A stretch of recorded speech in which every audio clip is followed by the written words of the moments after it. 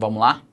Voltando, só falando um pouco dos bastidores aqui para vocês, né? Um café forte, amargo, sem açúcar para ficar acordado.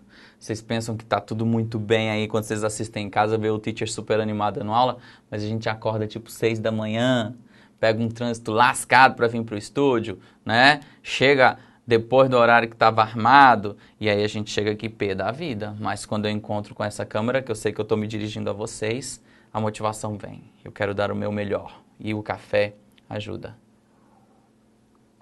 Pronto, aquela talagada no café. Vamos voltar com Herzberg. Herzberg, portanto, traz essa distinção entre os fatores que são motivacionais e os fatores que são higiênicos, e ele traz mais um conteúdo importante para a teoria administrativa, tá? Ele fala pra gente que é muito importante aquilo que a pessoa faz, porque aquilo que a pessoa faz é motivacional. Então são necessidades mais elevadas e que, portanto, são aptas a gerar a satisfação e a motivação. O contexto do trabalho não gera satisfação, segundo Herzberg. Então, se dissesse na prova que dinheiro não traz satisfação, segundo Herzberg, você vai colocar certo ou errado?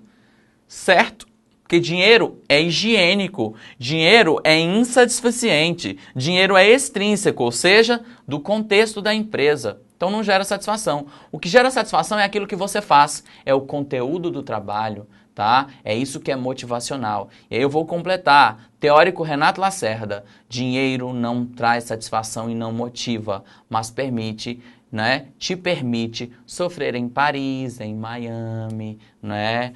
Na Noruega e assim vai, tá? Quem disse que dinheiro não traz satisfação ou motivação?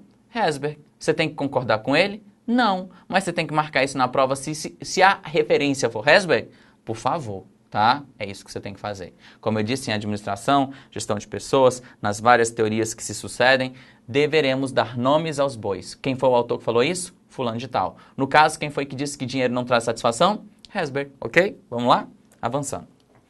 Então, aqui, o Herzberg vai falar muito pra gente de enriquecimento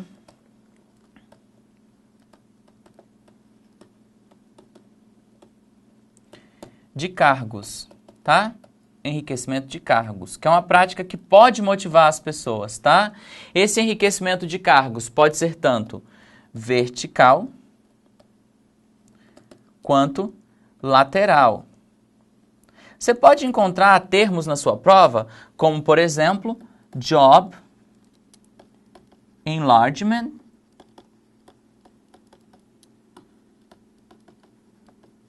ou ainda job enrichment, que é enriquecimento ou crescimento de cargos, tá?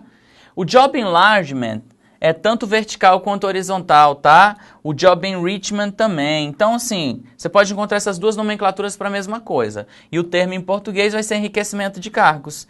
Quando a gente pega o cargo, né? Aqui tá assim, olha só. Para enriquecer o cargo, deve-se rearranjar seus elementos.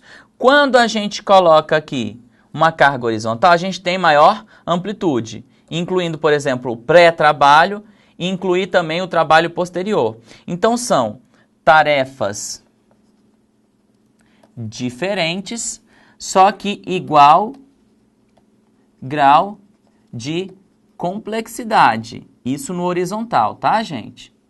Um enriquecimento horizontal, lateral, vai ter tarefas que são diferentes, só que com igual grau de complexidade. Agora, olha aqui, quando a gente tem um enriquecimento vertical, nós teremos não só maior amplitude, nós teremos maior profundidade. Então aqui a gente atribui responsabilidades mais elevadas e aqui automatiza ou atribui tarefas mais simples a outros, ou seja, para quem está abaixo. Então aqui eu vou ter, olha só, diferentes tarefas, só que também diferentes graus de complexidade. Então, só para entender, tá? Vou colocar aqui, ó, quando a gente tem o horizontal, que você também pode chamar de lateral.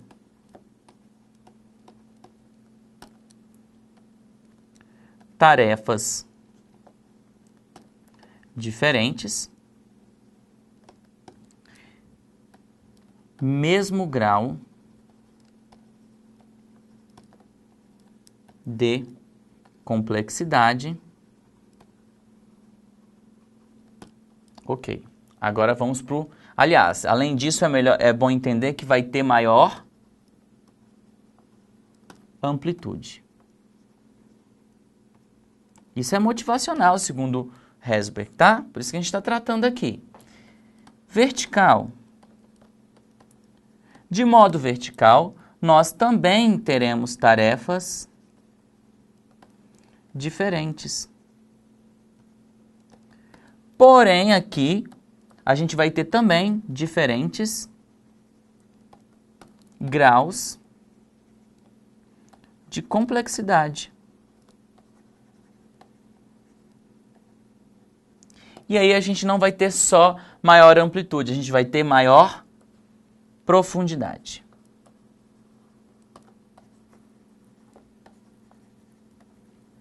Com isso, a gente fecha aí as contribuições do cara chamado Herzberg. Vamos para outro autor? Para o teórico? Beleza, então vamos tratar de outro teórico. Agora a gente vai falar... peraí. Das necessidades aprendidas de McClellan. Gente, tem um slide aí, pessoal. Depois vocês apaguem esse slide aqui para mim, que eu usei um slide base, que foi minha aula de projetos. Depois tira para disponibilizar para o pessoal, tá bom? Esse slide está além aí do que a gente precisa. Então agora a gente vai falar das teorias sobre motivação ainda. Ainda estamos nas teorias de conteúdo, falando agora de McClellan. Então olha só, McClellan vai nos falar das necessidades aprendidas. E aí ele vai falar para a gente, o McClellan, da teoria RAP. RAP. O que é essa teoria RAP? São 3 necessidades básicas, segundo o autor: realização, afiliação e poder. Segundo esse autor, gente, as necessidades são aprendidas ao longo da vida. Então, as pessoas adquirem certas necessidades em razão dos estímulos, em razão do comportamento. E aí são 3 necessidades prementes no comportamento dos indivíduos. Na necessidade de realização, a gente quer tarefas desafiantes, quer atingir os melhores resultados, quer ter um senso de superioridade em relação àquilo que faz. Isso é necessidade de realização. Isso poderia até equivaler à autorrealização lá da hierarquia de necessidades de Maslow, tá? Há também a necessidade, gente, de afiliação. A afiliação é desejo de manter boas relações, de ser querido, de conversar com os colegas e com as chefias, entendeu? Ter essa influência, esse relacionamento interpessoal. Isso estaria mais relacionado às necessidades de estima, né? As necessidades de estima e também aí um pouco, né, das necessidades tanto de estima quanto de autoestima, beleza? Quando a gente tem as necessidades de poder, essa não tem uma relação exata com o que tem lá no Maslow, tá? São necessidades orientadas ao exercício de influência sobre as pessoas, controlar o que as pessoas fazem, exercer domínio sobre as pessoas, tá? Isso são as pessoas que têm prementes em seu comportamento a necessidade de poder. Vamos ler aqui como é que os autores colocam tais necessidades dentro da bibliografia da seguinte forma, olha só. Então, lembra só do seguinte, tá? O MC faz o quê? Faz rap. Pra você não confundir os autores. Então, o MC faz rap. O que é o rap? Realização, associação ou afiliação e poder, ok? Necessidade de realização. Segundo Vecchio, as pessoas com elevada necessidade de realização geralmente tendem a preferir situações que envolvam risco moderado e responsabilidade pessoal pelo sucesso, ok? Então, realização tem a ver com o sucesso. Desejam ainda feedback específico sobre o desempenho. Essa necessidade oferece uma explicação importante para o sucesso e o fracasso de uma empresa. Necessidade de associação, que você também pode encontrar em prova com necessidade de afiliação e é o mais comum de aparecer, tá bom? As pessoas com esse tipo de necessidade tendem a ser acolhedoras e simpáticas em seus relacionamentos, valorizam a amizade e gostam do contato permanente com as pessoas. Sentem-se motivadas a participarem de comemorações e reuniões informais. Se essa necessidade não estiver associada à de realização e à de poder, existe a possibilidade de ser vista como ineficaz, em razão do receio da ruptura social ao atuar de modo direto e agressivo.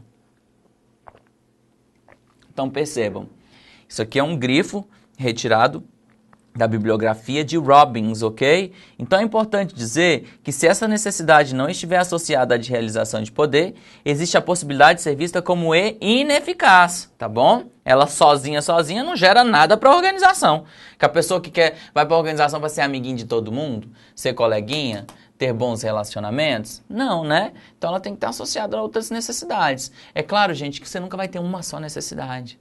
Elas podem aparecer em conjunto para um indivíduo. Só que a gente tem sempre uma proeminente, uma premente. Então ele entende essas necessidades apartadas, mas a gente pode sim entender que elas podem estar todas presentes em um único só indivíduo, com uma mais ressaltada em relação às demais, tá? Por fim, necessidade de poder. Então a gente tem aqui que a motivação de poder é o desejo do indivíduo influenciar no controle no ambiente social. Manifesta-se de duas maneiras, como poder pessoal e poder social. No primeiro, a influência e o controle têm um único propósito de confirmar seu domínio sobre as pessoas, que é o pessoal. No segundo, as pessoas fazem uso desse poder para resolver problemas organizacionais, que seria o poder social aí, ok?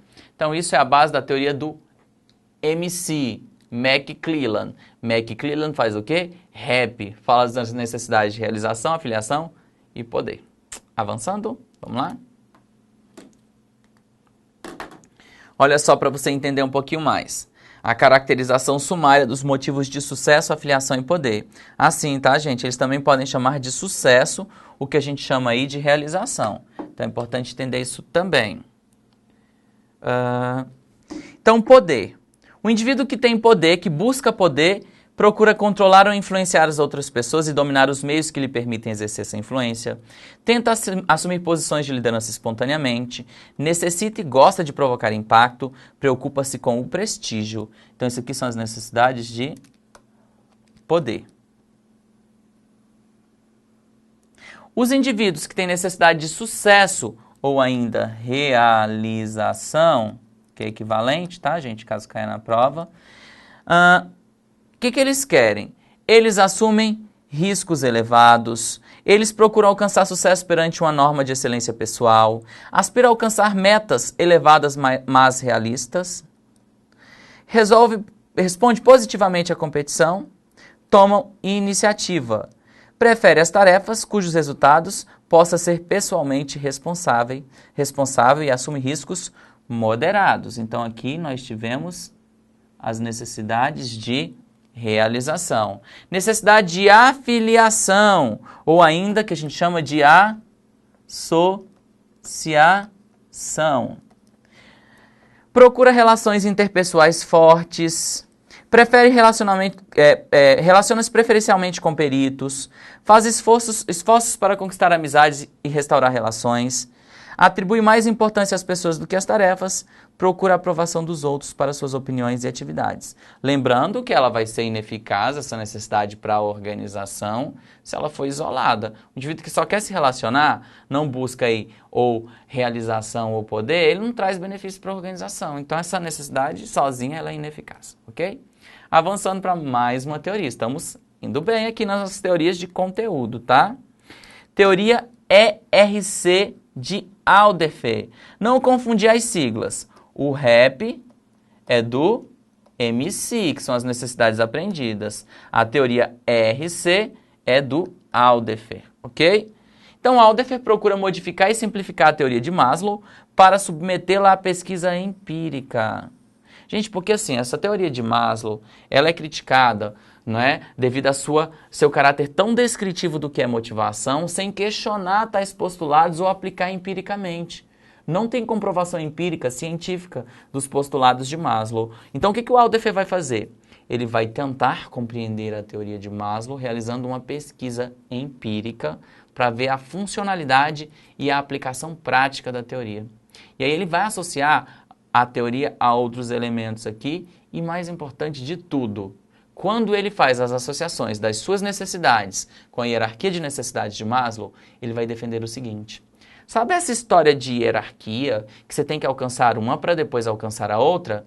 Isso não existe. A gente pode alcançar as necessidades várias ao mesmo tempo, não precisa ir para a base para chegar ao topo, só que tem o princípio da frustração-regressão. Quando você busca uma necessidade muito elevada e você é frustrado nela, você tende a buscar uma mais baixa, que é o princípio da frustração-regressão, premissa da teoria dele. Então, o primeiro ponto importante da sua pesquisa é empírica. Nem todo mundo vai começar buscando as necessidades de base, tem gente que já vai para o topo. Só que se essa pessoa se frustra, ela tende a se conformar ou buscar uma necessidade mais baixa. E você pode buscar mais de uma necessidade a um só tempo. Mais coerente, né, gente? Mais coerente. Porém, ainda é uma teoria de conteúdo. Até agora a gente não passou para nenhuma teoria de fluxo ou processo, ok? Avançando. Então, Alder procura modificar e simplificar a teoria de Maslow para submetê-la à pesquisa empírica. Diferente do primeiro, que estabelece uma progressão rígida das necessidades, o segundo, a progressão somente quando se dá a satisfação de necessidade inferior, além de defender a possibilidade de persecução de mais de uma necessidade ao mesmo tempo pelo indivíduo. Então, você não tem que atender uma de base e não precisa buscar só uma, tá? Acrescenta ainda o princípio da frustração-regressão, segundo o qual uma necessidade inferior pode ser ativada quando uma mais elevada não pode ser satisfeita. Por fim, sua teoria reduz as 5 necessidades de Maslow em 3 necessidades essenciais. Olha como é que funciona. Nós teremos as necessidades de existência, que são relacionadas às fisiológicas e de segurança da hierarquia de necessidades de Maslow. Teremos as necessidades de relacionamento, que são as necessidades de relações interpessoais, e incluem aí, na hierarquia de Maslow, as sociais e os componentes externos da estima. E, por fim, necessidade de crescimento, e inclui os componentes intrínsecos da necessidade de autoestima e autorrealização. Olha só, gente, para vocês entenderem melhor. Deixa eu ver se eu tenho aqui. Você pode colocar um slide em branco para mim aqui? Então, para vocês entenderem melhor, tem um ponto importante dessa teoria. Sabe qual é o ponto? A gente tem a hierarquia de necessidades de Maslow e ele trata somente de estima lá. O que a gente vai fazer aqui? A gente vai quebrar a estima em duas, que é uma estima interna e uma estima externa. Olha como é que isso fica para vocês entenderem bem. Então, eu vou colocar aqui para vocês, vou fazer com uma canetinha diferente para ficar bem bonitinho. Então, nós teremos aqui 1, 2, 3, 4, 5. Então, isso daqui, ó, 1, 2, 3, 4... Oh, meu Deus, faltou um nível. Queria fazer bonitinho, mas ficou tosco. Tudo bem. Então, olha o que a gente tem aqui. Nós teremos necessidades que são fisiológicas, como a gente viu na hierarquia de necessidades de Maslow. Nós teremos as necessidades de segurança, que são de primeira ordem, né? Nós teremos as necessidades sociais. Nós teremos as necessidades de estima. E nós teremos as necessidades de autorrealização. Assim dispostas. Olha o que acontece, gente. Pegamos aqui a necessidade de estima. Essa necessidade vai ser dividida em duas. E aqui ele pega ainda as necessidades de segurança e coloca aqui. Aí como é que ficam as equivalências na teoria do cara? Então vamos entender? Aqui nós teremos necessidades de existência.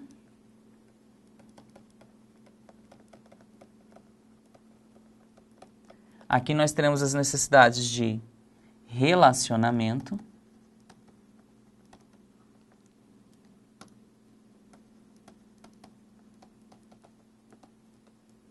E aqui nós teremos as necessidades de realização, que é o nosso rap aí, né? Desculpa, peraí. ERC, existência. Desculpa, que é crescimento. Então, são essas as necessidades para Alder. Agora, olha o que a gente fez com a estima. Nós temos 2 tipos de estima aqui, tá, gente? Que é uma estima externa, que é o que os colegas e o chefe pensam do nosso trabalho, pensa da gente. E nós teremos ainda uma estima interna, que é o que a gente acha daquilo que a gente faz, do nosso trabalho, do nosso nível de envolvimento, tá? Então, são dois tipos de estima para ele, estima interna e estima externa. Essa estima interna também pode ser chamada de autoestima, que é o que mais de diferente a gente tem aí entre as duas teorias. Lembrando que isso daqui é o que nos fala Maslow. Começou essa caneta da pau. Aqui é o que nos traz Maslow em sua hierarquia de necessidades. Aqui é o que nos traz Alderfer na teoria RC, tá? Então, só contrapondo as duas para que isso fique bem claro para vocês. Tudo certo? Avançando. Vamos falar agora, gente, ó. Fechamos aqui, ó, a gente vai fazer o quê? Vai dar tchau!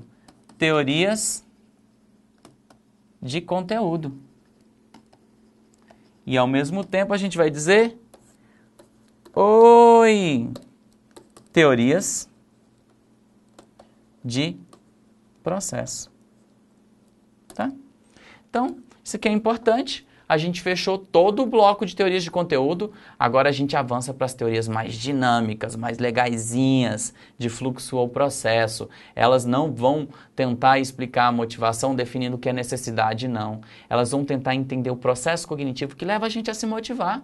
E aí isso é um importante avanço na teoria administrativa. Essas teorias de conteúdo, elas são duramente criticadas hoje, mas são muito utilizadas por vários gestores. Portanto, você tem que estudar ela sim para concurso, portanto, ela tem aplicação ainda hoje, ainda que padeçam de certa comprovação empírica, essas teorias. Essas outras já são mais experimentais, elas já são mais empíricas, existem pesquisas por trás delas, mas elas não existiriam se não houvesse as teorias de conteúdo, tá? Só para a gente entender um pouco dessa questão de fluxo ou processo, ou flow, tem uma teoria muito aplicada à psicologia, que é chamada teoria do flow, de um cara húngaro, de um autor húngaro, chamado Zsuzsuzskis, que eu não sei nem pronunciar aquele nome, que tem tanto K e Y no meio, Mihaly. Então vamos chamar o cara só de Mihaly, porque a gente é íntimo e tal. Então Mihaly diz pra gente que a motivação é uma energia de curta duração e alto grau de ativação em que o sujeito fica extremamente envolvido em determinado momento e, portanto, tem um ótimo desempenho. Isso normalmente é ocasionado pela autoeficácia. Normalmente, segundo Mihaly, tais processos de fluxo, o flow, como ele diz, ele ocorre em atividades que são artísticas, desportivas. Por exemplo, o cara fica extremamente motivado durante uma partida de futebol. Ele dá tudo de si, ele está extremamente envolvido, ele está consciente de tudo que está acontecendo ali, mas ele tem autoeficácia, ele sabe que ele é bom naquilo, então ele exerce um alto grau de desempenho, ou seja, um alto nível de envolvimento, então tem um alto grau de ativação, só que é de curta duração, é só durante o período do jogo que ele está motivado. Então o que eles estão entendendo? O que o Mihaly tenta explicar? Tenta explicar o processo cognitivo que leva o indivíduo a se motivar naquele momento. Então essa é a base das teorias de flow, por exemplo. Então a teoria do flow, que significa fluxo ou processo, se escreve assim, ó. Flow. Depois pesquisem no Google, tá? De um autor chamado Mihaly, tá? Pesquisem Mihaly, teoria do flow, tá? É uma teoria de fluxo ou processo, só que ela é muito mais aplicada à psicologia do que propriamente as teorias que a gente vai estudar aqui, que são de cunho mais organizacional, tá? Que essas são mais aplicadas aí à produção artística, à questão desportiva. Eu, enquanto professor, eu entro em estado de flow. Deixa eu te explicar como é que é esse estado de flow para vocês.